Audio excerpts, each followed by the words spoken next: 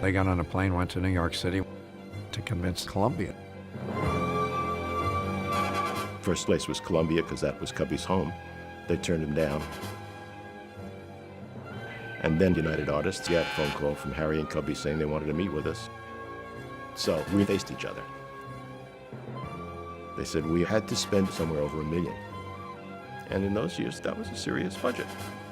It was a risk. That was a big moment for me. $1 million. An enormous decision. We said, okay. And they keep freshening it. Every man I know, certainly, probably wants to be a little bit like James Bond at some time in their life.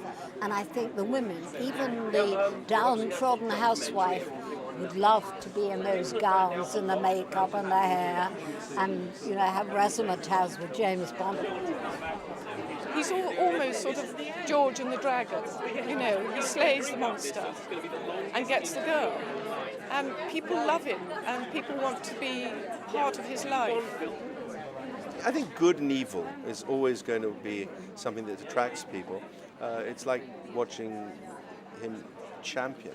And when you also, as Hillary says, such a good-looking guy, I think that a certain amount of women go to see Bond in action. I think the fact is that with each actor, each James Bond actor, they redefine the character for the times, and I think it's really down to them that Bond has survived all these years. You walk onto the set and it's your first time. All eyes are on you.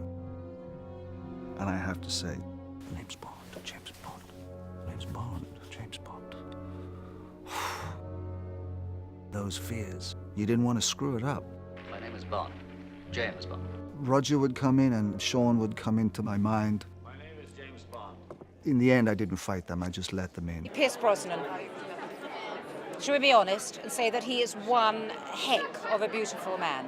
I mean, he's sort of ageless, isn't he? He hasn't changed. I mean, he is beautiful. And I would have given quite a lot of myself to have appeared in a film with him. It's not a Bond anorex film. It's emotional, it's funny, it's controversial. You know, it's a kind of a romp.